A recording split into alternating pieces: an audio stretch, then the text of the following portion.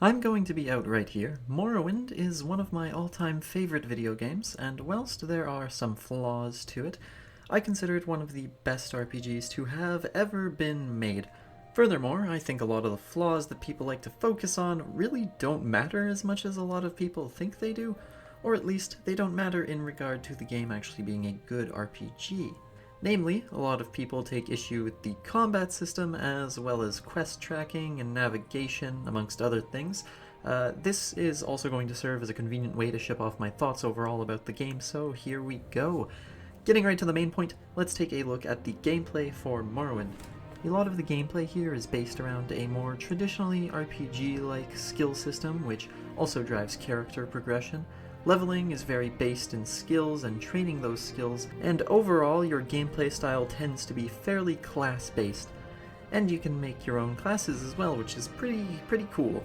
As with an RPG-based gameplay system, though, a lot of actions are determined by dice rolls, or in this case, RNG, which is random number generation, if you're not familiar. So anyways, the higher skill you have, the more likely you are to succeed at a roll, whereas the lower your skill is, the more likely you'll fail. And if you're making a roll against an NPC or a creature for an attack, or to pickpocket them for instance, their defenses are accounted for, and those will vary from enemy to enemy. If you play tabletop role-playing games like D&D, you'd know that this works basically identical to those.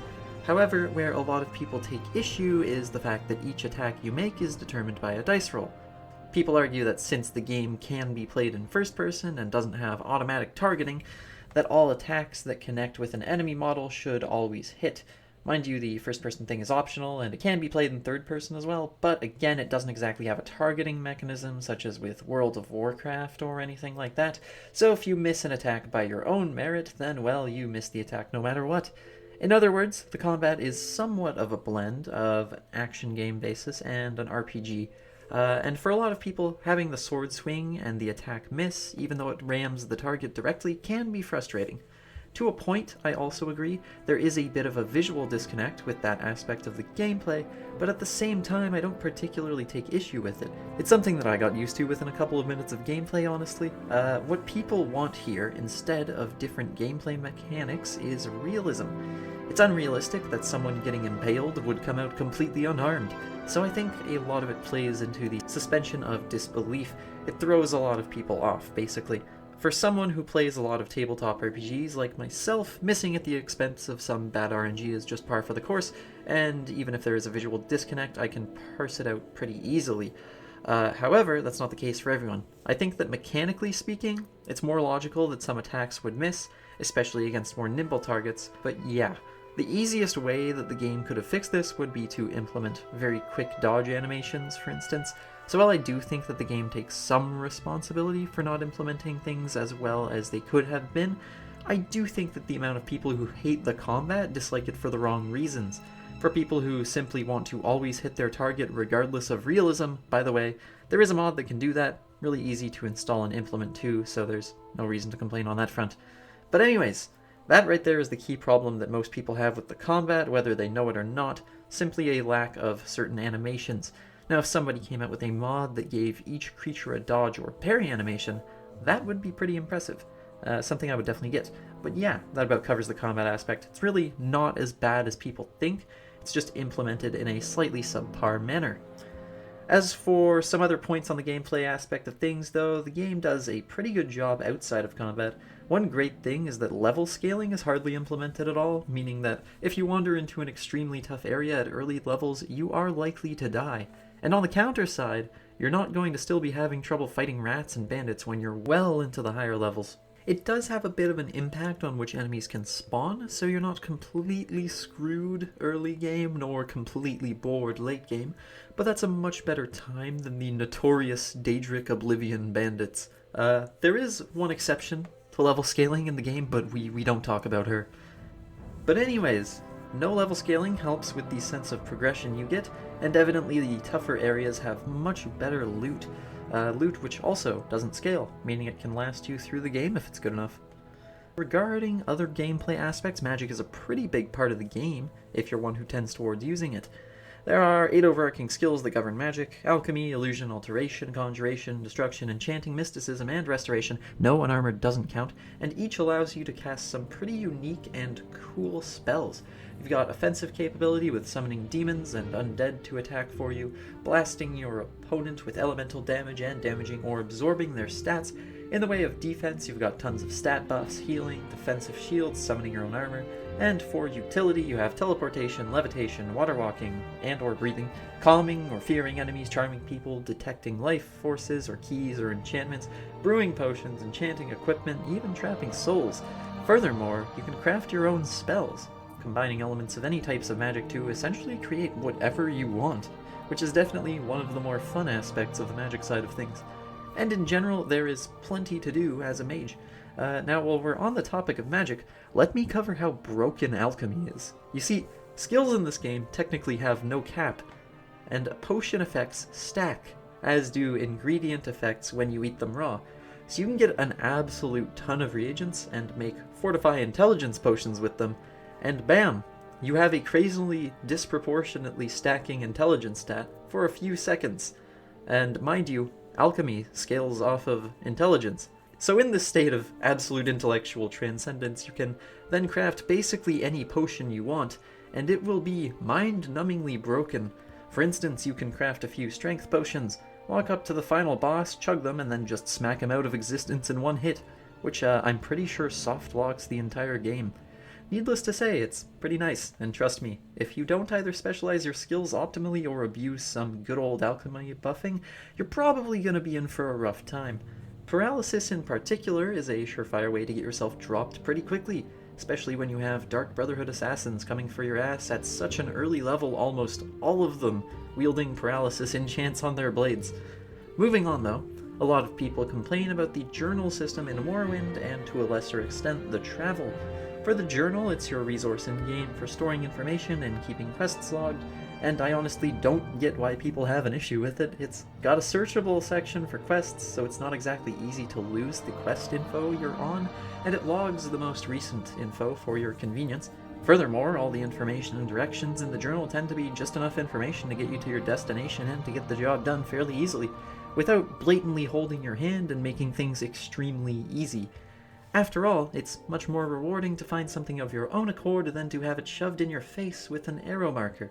I really don't see why people don't like it. Probably just because they're lazy cunts. But anyways, back to the topic of travel in Morrowind. The only methods of fast travel are by Siltstrider, boat, Mage's Guild guides, or a few other things, I guess, mark and recall spells, and I think there's some other methods, but in any case, these will take you between major cities pretty easily, but to get to actual dungeons and smaller villages, you will still need to walk, and therefore fast traveling like this does cost a decent sum of gold, making it rather unviable to rely on in the early game. This helps incentivize traveling and exploring as opposed to just hopping place to place in an instant, and as far as I'm concerned, this helps with experiencing all of the wonderful sights and interesting creatures that the land has to offer. The game world is so vastly interesting that if you don't feel compelled to explore it, then I don't know why you're playing the game. Thus, I think traveling is handled pretty perfectly in Morrowind, in all honesty. Oh, and you can also jump, just jump really far, or levitate if you feel like it. You can also hyperbuff your speed, which sometimes breaks the game. Pretty good shit. Moving a bit deeper into game design, it's pretty good time overall. Firstly, interaction in this game is barely limited. The only constraints with what you can interact with are the physical landscapes and larger structures. Everything else is fair game, and you can do pretty much anything you like, though obviously theft will have the guards chasing after you. You can pick up and drop anything you so choose, move things around, harvest plant life, interact with practically everything, and the whole game is open world. It may be taken for granted, but simply providing the ability to interact so freely with such a big environment is a huge upside. In other design aspects, AI can play a big role, and it's no secret that Bethesda can produce some questionable AI, to say the least. Thankfully, for a game where the systems are primarily placed in stat building and RNG-like combat, the AI being extremely smart isn't really necessary. As it stands, the AI on Morrowind functions fine for the tasks that it needs to accomplish, whilst you may find some NPCs get briefly stuck up against walls, narrow pathways, or jagged ground, there is hardly anything game-breaking about the functionality of the AI, and more often than not it simply leads to some pretty entertaining moments when observing NPCs. And even if these instances do occur, you can just toggle a collision super easily and unstick them. Saving the best design aspect for last, however, the dungeon designs are something that help make Morrowind a truly enjoyable experience. There's a nice amount of variety, not only in the dungeon types within the game, but with the individual dungeons themselves, and as far as overarching styles, there are around 10 distinct archetypes of dungeons, not counting DLCs, all with unique architecture, enemies, and atmosphere. Every single dungeon has a uniquely planned layout, and on top of that, each has a varied difficulty, which is usually also quite dependent on the type of dungeon. Alright, now onto the visuals of Morrowind. Firstly, the game simply has fantastic aesthetics. Something I find that tends to get overlooked with Morrowind often is the quality of aesthetics in the game. The game itself is honestly quite beautiful. Morrowind as a game world is both extremely varied and extremely unique. It is host to a multitude of different regions, all with their own unique features, most tending to be separate biomes at that. The towns and settlements and dungeons are all varied greatly in regard to aesthetic design, all mostly thanks to the varied architecture, not only as a result of differences between the races and their cultures, but simply due to the unique feel of each location, as well as some of the less standard designs, such as with the city of Avec. The architectural traits vary greatly depending on the creators, and as such you'll get many widely different locations and designs, all that look interesting and unique while still retaining a pretty cohesive world. Every individual location and landscape leaves a sense of unique beauty, whilst fitting the overarching aesthetic of the game just as wonderfully. Basically, nothing feels out of place. The same can be said about many of the items in this world, as there is an abundance of creative variety there. The number of unique items in this game that all have their own completely unique model and design is quite something, and even with the basic items there is a ton of variety. For weapons and armor, there are dozens of different types, and for each of those individual types, every single armor piece and every single weapon type has several variations to it, all of which look pretty unique and cool in and of themselves. And that's without mentioning unique weapons and armor, all of which are generally even cooler than the basic stuff. The same type of aesthetic variety goes for pretty much all the other models in the game. All the creatures and enemies are well crafted, aesthetically interesting and unique. You definitely won't see anything remotely resembling half of these enemies in any other game, and they certainly help with crafting a distinctive world. On a similar topic, the same can be said about the NPCs, of which there is a huge variety, being a total of over 1,200 unique NPCs in Morrowind, all with their own names, different designs, and generally unique dialogue. Let's detail some of the more interesting NPCs here, just for some nice examples. So, you've got your main boy Chaos, primary quest giver and Imperial agent who's currently chilling in Balmora as he tries to overcome his skooma addiction, which becomes such an issue that he's eventually recalled to Cyrodiil. There's the literal god king of Morrowind who is so obsessed with duality that he is simultaneously both genders, half Chimer and half Dunmer, and ultimately probably quite bipolar. He's also basically a lore book waiting to be read, considering all of the man's dialogue, and on top of that he completely refuses to fight you since he knows that you can simply reload a save until you ultimately end up killing him, due to the cosmic powers of Chime, which we won't get into because god that shit goes deep. He also never stops floating unless you stab him, which is honestly pretty pretentious. You've got the Telvanni wizard who has an underground ward for people infected with a horrible disease called Corpus, where he experiments on them to attempt a cure.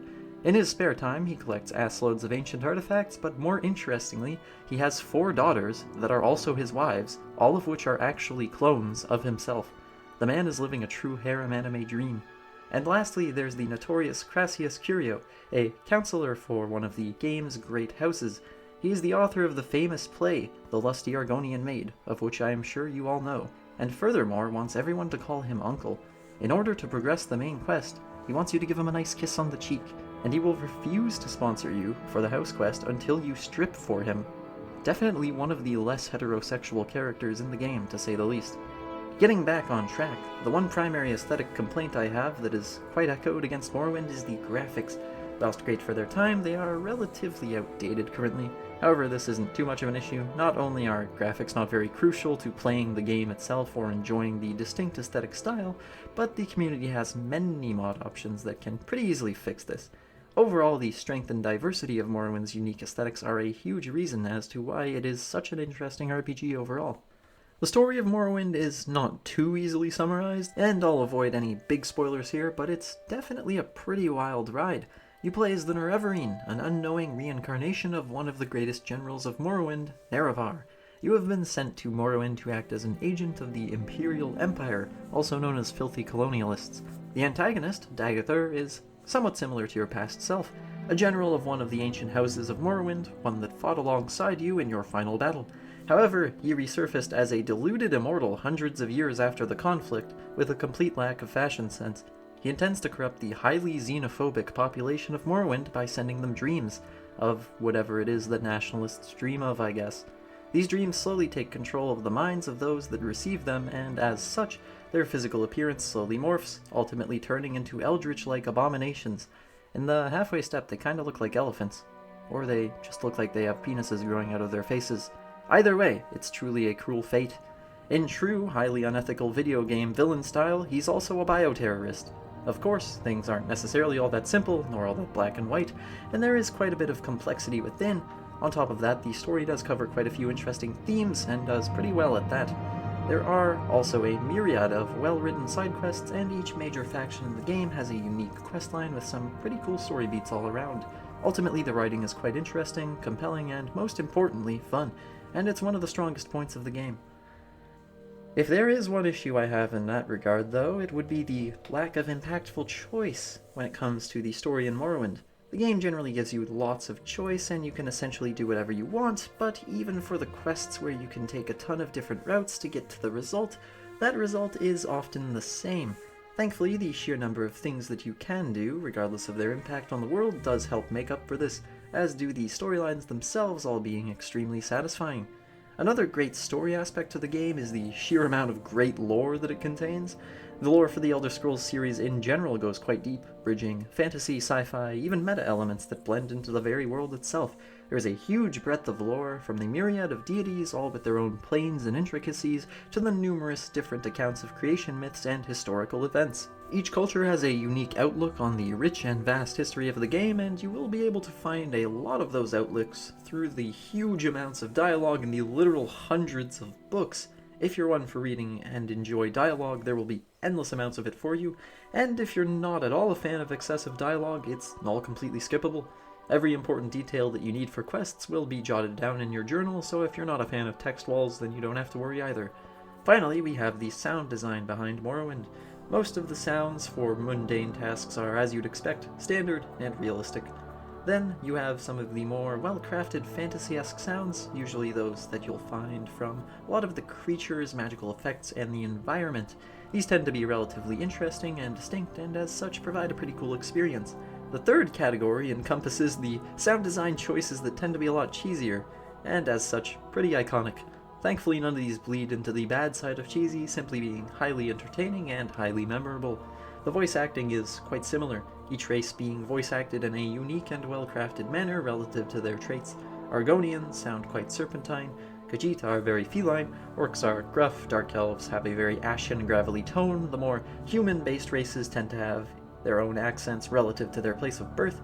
It's all pretty well thought through and executed, and the unique characters all have distinct voice acting as well, with, again, good execution in all instances. Overall, though, the sound design ranges from good to iconic, and the iconic moments are truly memorable. Lastly, the music in Morrowind is easily some of the best you will hear in any game. It is primarily orchestral, atmospheric, and with some folkier tinges throughout. Every piece is highly moving, emotionally effectual, and memorable, and I would definitely rank the soundtrack as one of the best I have heard from video games. Whilst it is a bit repetitive simply by virtue of not having as many compositions as it could, it's still very enjoyable. Tons of highly memorable and well-crafted melodies, and some overall great songwriting, all which contribute to the truly amazing experience of the game.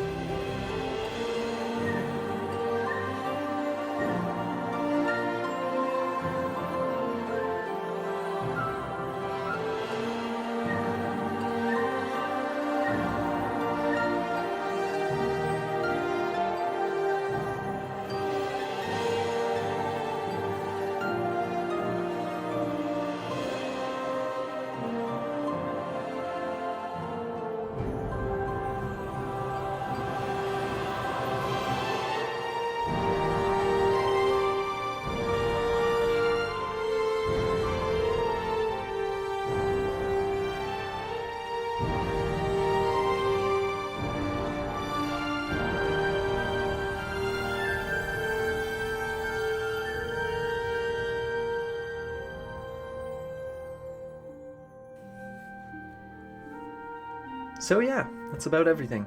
Bit of a non-standard video considering this is a music channel mostly, but I've been thinking about getting into some video game content as well since that stuff is pretty fun. Oh, and go ahead and subscribe if you liked what you saw here. I'm sure I'll be putting more stuff like this out in the future, no matter how long it may take. I already have an Elder Scrolls lore theory video lined up as a matter of fact, and I'm actually quite excited for it, since even though it probably isn't going to be too long, it's something that nobody has ever talked about before, despite being interwoven between some of the most important aspects of the lore. So definitely stay tuned for that if you're an Elder Scrolls fan. And if you enjoyed this one, go ahead and leave a like and comment if you've got anything to say or if you want to ask me anything. As always, thanks for watching, my dudes. Have a nice day.